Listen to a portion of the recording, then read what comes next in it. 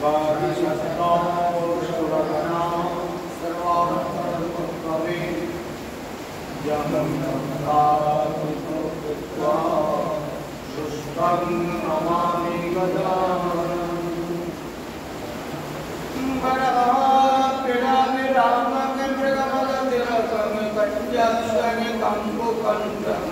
स्मेत सुभगमुखं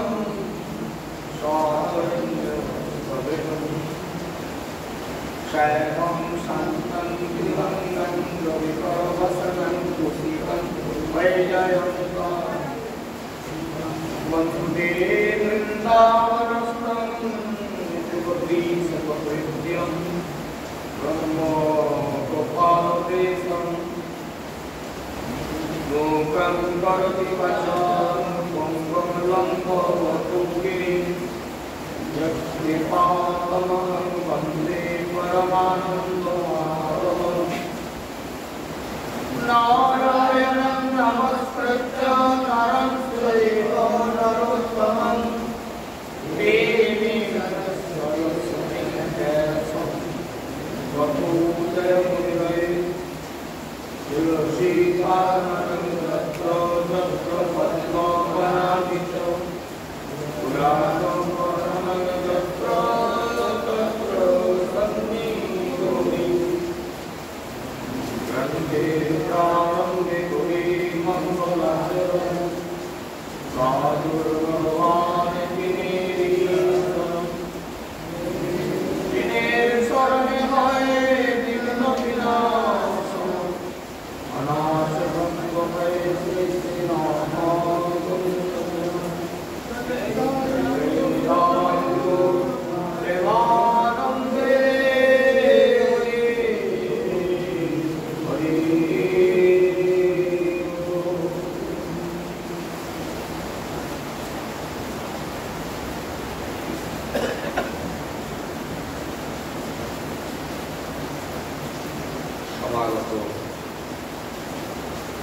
परम श्रद्धेय परम पूज्यपाद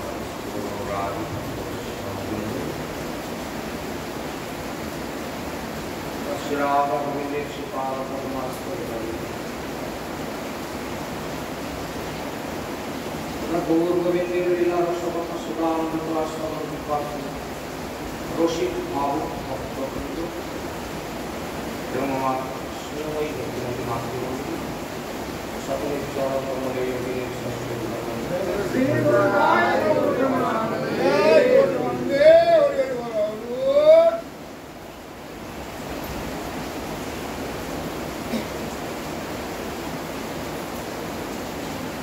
সবাই বড়রা সম্পূর্ণ কাজ হরিবাস থেকে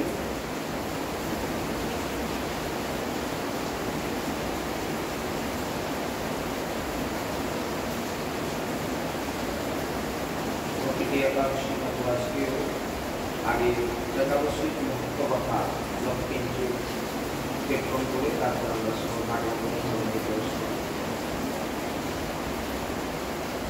तो महाराज युधिष्ठिर जिज्ञासा करलें भगवान कृष्ण हे कृष्ण आषाढ़ मासेर शुक्ल पक्षेर जे एकादशी आषाढ़ मास এবং শুক্ল পক্ষের এই একাদশী এই একাদশীর নাম কি এবং এর মহিমা বা কি আপনি কৃপা করে আমাকে সে কথা বলুন। তো ভগবান শ্রীকৃষ্ণ বললেন ব্রহ্মা এই একাদশী প্রসঙ্গে দেবশ্রী নারদকে যে কথা বলেছিলেন আমি তোমার কাছে আজকে সেই আশ্চর্যজনক কথা আমি বলবো। তো খুব প্রাচীন কালে ব্রহ্মা একদিন নারদ ঋষিকে জিজ্ঞাসা করেছিলেন যে হে নারদ, এই সংসারে একাদশীর মতো পবিত্র আর কোন ব্রত নেই। যারা একাদশী ব্রত করে না তাদের কোনো ব্রতে অধিকার জন্মে না। একাদশী ব্রত হচ্ছে প্রথম ব্রত, জীবনে প্রথম একাদশী ব্রত দিয়ে শুরু করতে হয়। এবং যে কথা হরিভক্তি বিলাসে বলা হয়েছে যে অষ্টম বর্ষ বয়স থেকে 8 বছর বয়স থেকে 88 বছর বয়স পর্যন্ত শরীর অপটু না হলে পর একাদশী ব্রত কোনোদিন গ্রহণ করা যাবে না। এবং সমস্ত পাপ বিনাশের জন্য এই বিষ্ণু ব্রত পালন করা একান্তই আবশ্যক।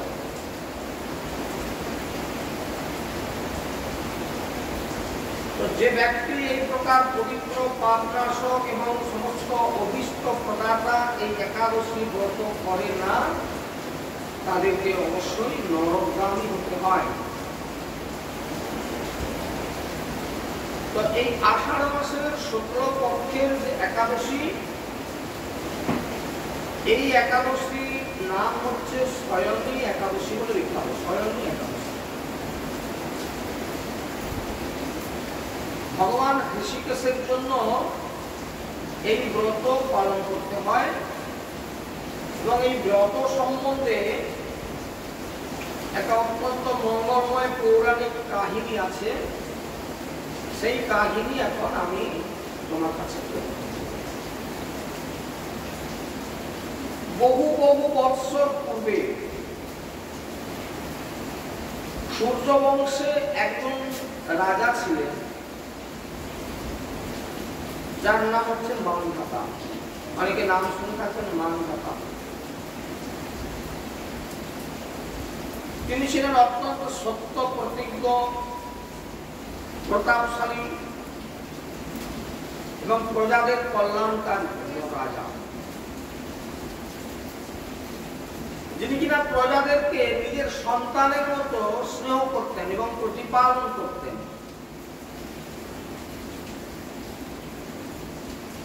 এবং যে কারণবশত তার রাজ্যে কোনোদিন কোনো দুঃখ ছিল না। রোগ ব্যাধি, দুর্ভিক্ষ, মহামারী, আতঙ্ক, খাদ্যাভাব কিছুই ছিল না। খুব সুন্দর রাজ্য, রাজাও সুন্দর, প্রজারাও সুন্দর।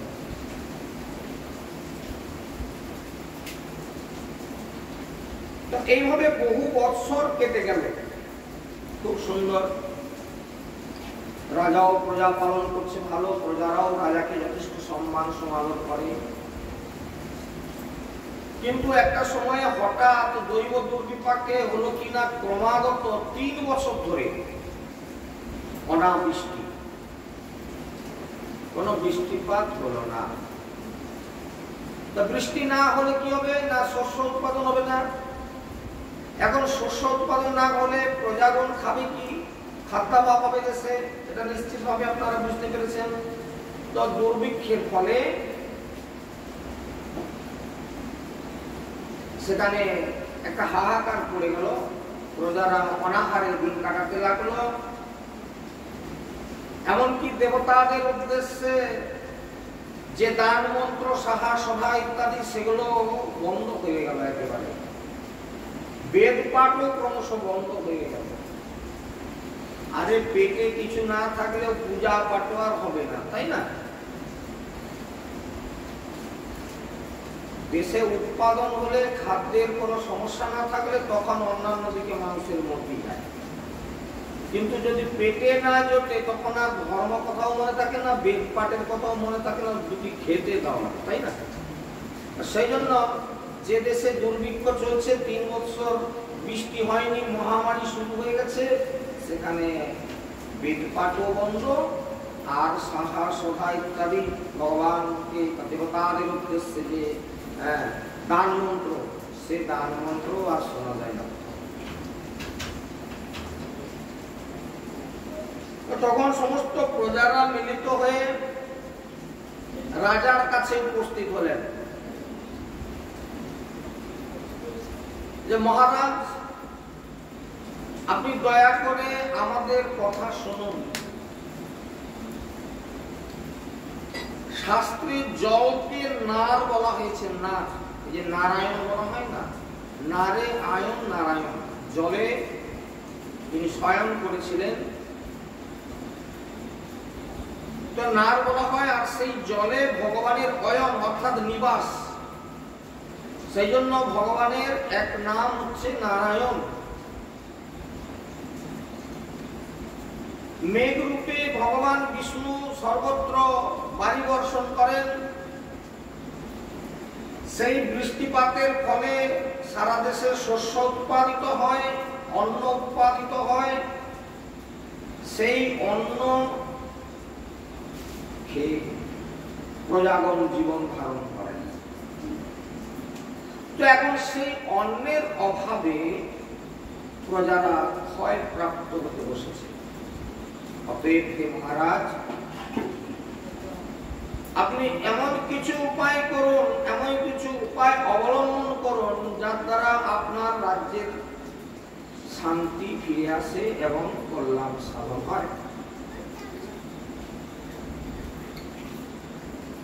রাজা মানধাতা বললেন যে হে প্রজাগণ, আপনারা নিশ্চয়ই ঠিক কথা বলেছেন।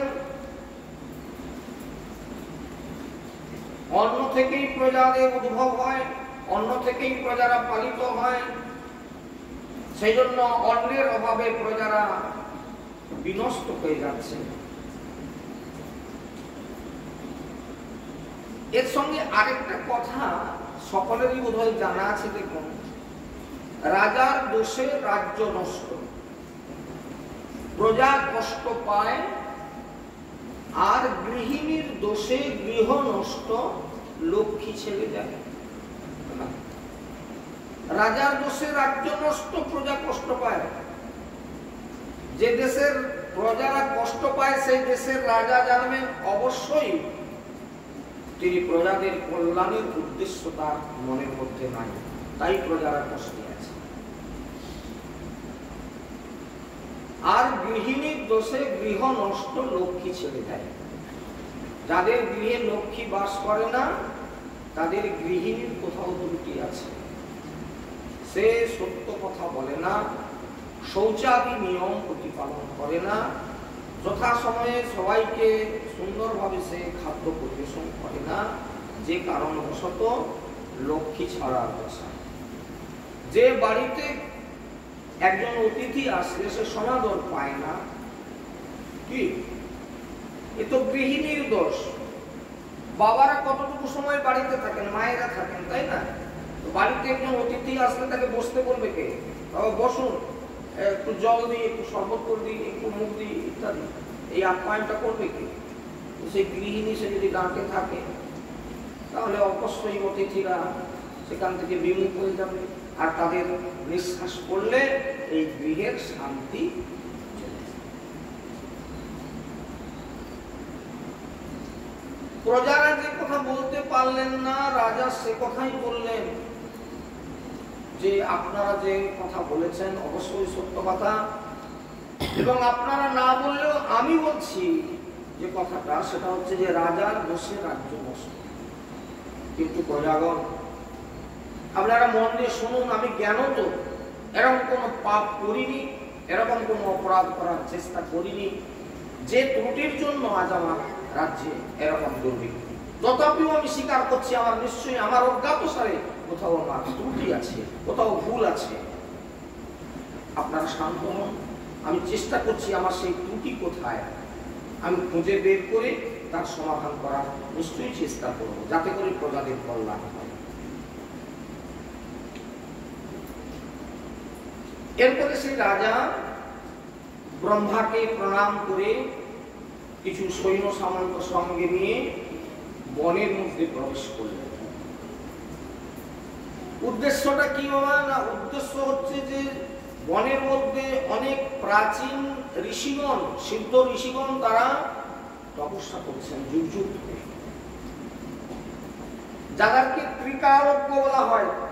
ত্রিকালজ্ঞ অর্থাৎ ভূত, ভবিষ্যৎ, বর্তমান যারা বলে দিতে পারেন, যারা মুখ থেকে সবকিছু কথা বলে দিতে পারেন, এইরকম ঋষিরা বনে, তারা তপবনে তারা বাস করেন। সুতরাং আমি যদি জঙ্গলের মধ্যে প্রবেশ করে সেখানে অন্বেষণ করে কোনো ঋষির কাছে যে পৌঁছতে পারি, তারা হয়তো বলে দিতে পারেন যে আমার কি কারণবশত বা আমার কোনো কি দোষবশত আমার রাজ্যে 3 বছর তারা বৃষ্টিপাত হচ্ছে না, সেটা আমি সেখান থেকে জেনে। এইভাবে তিনি প্রধান প্রধান ঋষিদের আশ্রমে ঘুরে বেড়াতে লাগলেন। একদিন তিনি ব্রহ্মার পুত্র, মহা তেজস্বী সেই অঙ্গিরা ঋষি, সেই অঙ্গিরা ঋষির সাক্ষাৎ লাভ করলেন এবং তাকে দর্শন পাওয়া মাত্রই রাজা মহা আনন্দের সঙ্গে সেই ঋষির চরণে প্রণিপাত করে তার চরণ বন্দনা করলেন।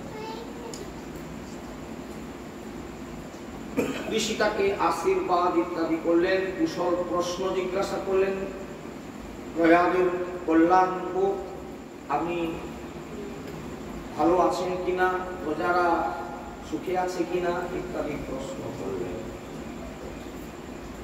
রাজা তখন তার এই বনে আগমন এবং বনে বনে ঘুরে বেড়ানোর কারণ সবিস্তারে ঋষির কাছে জানালেন। হে ঋষিবর,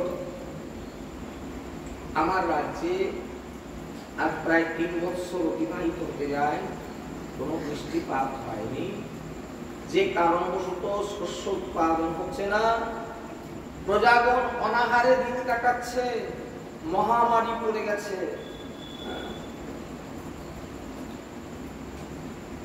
ঋষিকে সবিস্তারে তার রাজ্যের দুঃখের কথা জানালেন। ঋষি অঙ্গিরা এ রাজা মান্ধাতার এই কথাগুলো শুনে তিনি কিছুক্ষণের জন্য ধ্যানস্থ হলেন এবং এই ধ্যানের মধ্যে এর কারণ অনুসন্ধান করলেন এবং কিছুক্ষণ পরে তিনি ধ্যান ভঙ্গ হয়ে বললেন যে হে মহারাজ, এটা সত্য যুগ চলছে, আমি যে যুগের কথা বলছি সেটা সত্য যুগের কথা, এটা সত্য যুগ চলছে। সত্য যুগে ব্রাহ্মণ বৈত অন্য কারোর বেদে অধিকার ছিল না, নারীদের তো নয়। কিন্তু এবং এই সত্য যুগে প্রতিটি মানুষ তারা বেদ পরায়ণ এবং ব্রাহ্মণ ছাড়া তপস্যা করার অধিকার কারণে। কিন্তু এরকম একটা নিয়ম থাকা সত্ত্বেও একজন শূদ্র এই রাজ্যে তপস্যা করছে, একজন শূদ্র তপস্যা করছে। এই জন্য একটা কথা খুব মন দিয়ে শুনে রাখুন, আজও আমাদের শাস্ত্রের যে নির্দেশ আছে,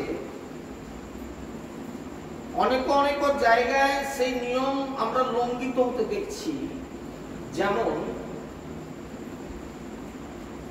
এই কলিযুগেও শূদ্রের কোন প্রকার সংস্কারে অধিকার নেই, পরিষ্কার কথা, শাস্ত্রে বর্ণনা করা আছে।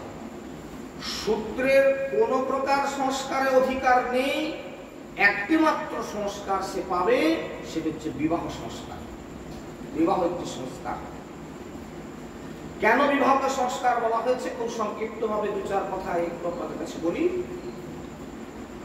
আপনারা প্রত্যেকেই জানেন এবং এই কথাটা শুনলেই বুঝতে পেরে যাবেন যে এটা একটা সংস্কার কিনা। যেমন একজন ব্রাহ্মণের বাড়ির ছেলে এসে জন্মগ্রহণ করলো, আপনি এখন দুটো ছেলেকে যদি পাশাপাশি বসানো হয়, একটা শূদ্রের বাড়ির ছেলে একটা ব্রাহ্মণ বাড়ির ছেলে, আপনি চিনতে পারবেন ওটা কোনটা ব্রাহ্মণের ছেলে? কি লক্ষণ দেখে চিনবেন? চিনতে পারবেন না। গ্রন্থে বলা হয়েছে জন্ম না যায়তে শূদ্র, জন্মগ্রহণ করার সাথে সবাই শূদ্র, সেখানে কে ব্রাহ্মণ কে ক্ষত্রিয় কে বৈশ্য এরকম কোনো পরিচয় নেই। জন্ম না যায়তে শূদ্র। সংস্কারের যে উচ্চতে, সংস্কারের দ্বারা, উপনয়ন সংস্কারের দ্বারা একটা ব্রাহ্মণ ছেলে 9 বছর বয়সে যখন তার উপনয়ন সংস্কার হচ্ছে, এই সংস্কারের দ্বারা তাকে বলা হয় দ্বিজত্ব প্রাপ্ত হয়। দ্বিজ উচ্চতে, দ্বিজ কাকে বলে? দ্বিতীয় জন্ম যার হলো, দ্বিতীয় জন্ম। এতদিন তো তোমার জন্ম হয়েছিল বাবা, কিন্তু তোমাকে ব্রাহ্মণের ছেলে কেউ বলে না। আজকে তোমাকে যে উপনয়ন সংস্কার দেওয়া হলো, আজ থেকে তোমাকে ব্রাহ্মণের ছেলে বলবে। একটা কাঁধে পরীক্ষা থাকবে, কি দিন রাত্রিতে 3 বার তাকে ব্রহ্ম গায়ত্রী উপাসনা করতে হবে, প্রত্যেকদিন বেদ পাঠ করতে হবে। আর এই বেদ পাঠ করতে করতে বেদ পাঠে ভবেদ বিপ্র, বেদ পাঠ করতে করতে যারা বেদে পারদর্শী হয়ে যায় তাদের নামকরণ তখন হয়ে যায় বিপ্র। আমরা সবাইকে ব্রাহ্মণ বলি, বিপ্র ব্রাহ্মণ আর দ্বিজ ব্রাহ্মণ, আমরা সবারই অর্থটা বলে দিই ব্রাহ্মণ না। বেদ পাঠে ভবেদ বিপ্র, যারা বেদ পারঙ্গম তারা হচ্ছেন বিপ্র এবং ব্রহ্মজানাতি ব্রাহ্মণ। উপাসনার দ্বারা যারা ব্রহ্ম বস্তুকে জানতে পেরেছেন তারা ব্রাহ্মণ। শুধু কাঁধে পৈতা নিলে ব্রাহ্মণ হয়ে যাবে এটা কথা না। যেটা কলিযুগে বলা হয়েছে, ভাগবতে সে কথা বর্ণনা করা হয়েছে যে কলিযুগের ব্রাহ্মণের পরিচয় শুধু পৈতা দেখিয়ে, এই তো আমার পৈতা আছে, দেখ আমি ব্রাহ্মণ কিনা। এর বেশি ব্রাহ্মণের আর পরিচয় নাই। আপনি যদি খুঁজে আসেন, হাজারের মধ্যে একজনও বেদ পাঠ করে না, বেদ কি বস্তু তারা দেখে না চোখে আর স্পর্শও করে না। তাহলে বেদ পাঠে ভবেদ বিপ্র আর ব্রহ্মজানাতি ব্রাহ্মণ। তদ্রূপ ভাবে একজন ব্রাহ্মণ, ক্ষত্রিয়, বৈশ্য এরা সংস্কারের অধিকারী। আপনারা কেউ ইচ্ছে করলে বৈষ্ণবতা গ্রহণ করার জন্য বিষ্ণু মন্ত্র গ্রহণ করে সংস্কারের দ্বারা আপনি বৈষ্ণবতা অর্জন করতে পারেন, সে কথা শাস্ত্রের সিদ্ধান্ত দেওয়া আছে এবং তার কতগুলো কন্ডিশন আছে।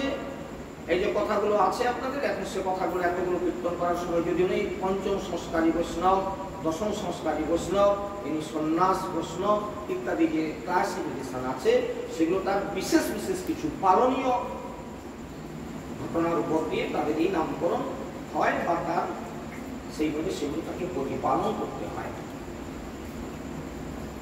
কিন্তু শূদ্রের কোন প্রকার সংস্কারের অধিকার নাই।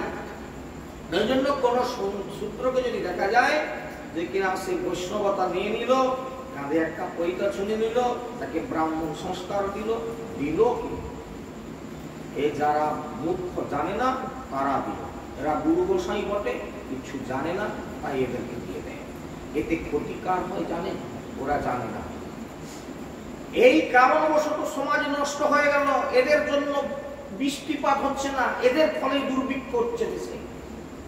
তোমার অধিকার নাই। দেখুন তো প্রমাণ দেব, এটা সত্যযুগ চলছে। ব্রাহ্মণ মাত্র তপস্যা করবে, কিন্তু একজন শূদ্র তপস্যা করছে, যে কারণবশত 3 বছর বৃষ্টি হয়। বুঝতে পেরেছেন?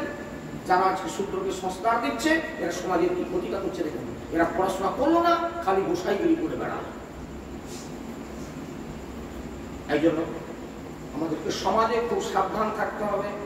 কারা এসে কি করলো, সে এমন কি দেখা যায় যাকে তাকে একটা সংস্কার দিয়ে দিল, বলে কেন তো আমি দিয়ে দিচ্ছি, তো বৈষ্ণব হয়ে গেছে। আসলে তাকে নিয়ে এসে জোরদাবস্তি করে তাকে বৈষ্ণব সমাজে তাকে তুলে দিল, তাকে দিয়ে পরিবেশন করালো, তাকে দিয়ে খাওয়ানো করা, আবার এগুলো আবার বচ্চাদি করে তারা আবার করে। আমি একে সংস্কার দিচ্ছি, ভগবতী হয়ে গেছে, কেন মানবে না তোমরা? তাদেরকে জোর করে তাকে খাওয়া করাবে, তাকে জোর করে রান্না করাবে, হ্যাঁ, তাকে জোর করে বলবে ঠাকুর সেবা করবে ইত্যাদি। সমাজ নষ্ট হচ্ছে, এর জন্য আজকে দেশ নষ্ট হয়ে যাচ্ছে। দেখুন তার প্রমাণ এখানে দিল। সত্য যুগেটা এখানে, এই যুগে কোন শূদ্রের তপস্যা করার অধিকার নেই। একজন শূদ্র তপস্যা করছে, আর যে কারণবশত আপনার রাজ্যে 3 বছর বৃষ্টিপাত হলো না, তাহলে কি করা যাবে? তখন ঋষি বললেন, অঙ্গিরা ঋষি বললেন, বলে তাকে হত্যা করলেই সব ঝামেলা চলে যাবে, তো শূদ্রকে হত্যা করো। সিদ্ধান্ত দিল কারা? দেখো, খুব মন দিয়ে শুনবেন জায়গাগুলো। এদেরকে হত্যা করলেও পাপ হয় না। যারা শূদ্রের এবং সংস্কারের বেশ বেশ কাজে করছে, এদেরকে হত্যা করলেও পাপ হয় না। ঋষি অঙ্গিরা সেই সিদ্ধান্তটা দিলেন রাজাকে। কথাগুলো খুব মন দিয়ে শুনতে হবে, তাহলে বুঝতে পারবেন যে শাস্ত্রের সিদ্ধান্ত কি। হ্যাঁ, রাজা বললেন যে ঋষি, আপনি সিদ্ধান্তটা দিয়েছেন ঠিকই, তাকে হত্যা করলে সকল দোষ দূরে যাবে বটে, কিন্তু তপস্যাকারী তো নিরপরাধ ব্যক্তি, তাকে হত্যা করব, তাকে বধ করব, কি করে বধ করব?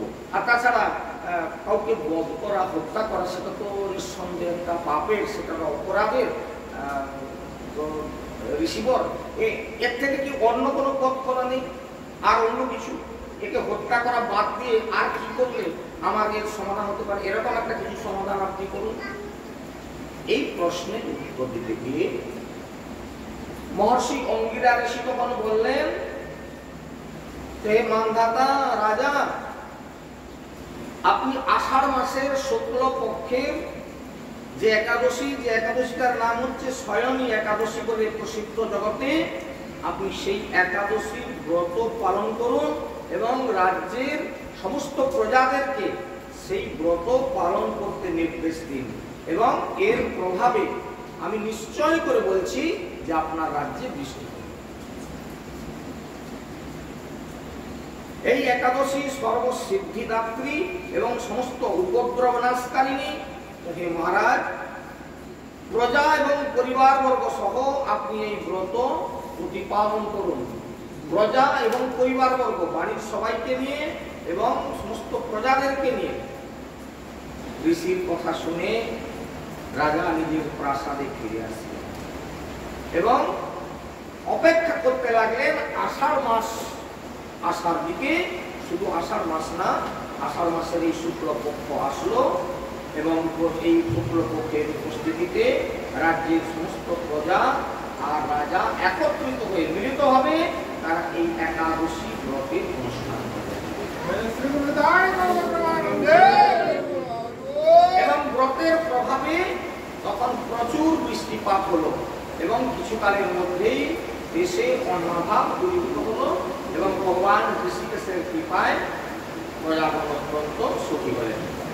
যে কারণবশত সুখ এবং মুক্তি প্রদানকারী এই উত্তম ব্রত পালন করা সকলেরই একান্ত পক্ষে অবশ্য কর্তব্য। এই যে প্রসঙ্গ আপনাদের কাছে কীর্তন করলাম, এটি ভবিষ্যত্তর পুরাণে যুধিষ্ঠির শ্রীকৃষ্ণ সংবাদ রূপে এই একাদশীর মাহাত্ম্য কথা কথিত করছে। এই পর্যন্ত একাদশীর ব্রতীয় মাহাত্ম্য সংক্ষিপ্তভাবে বিশ্রাম করে আমরা আজকে শ্রীমদ্ ভাগবত কথার মধ্যে যৎকিঞ্চিৎ প্রবেশ করব। আজকে যে প্রসঙ্গ নিয়ে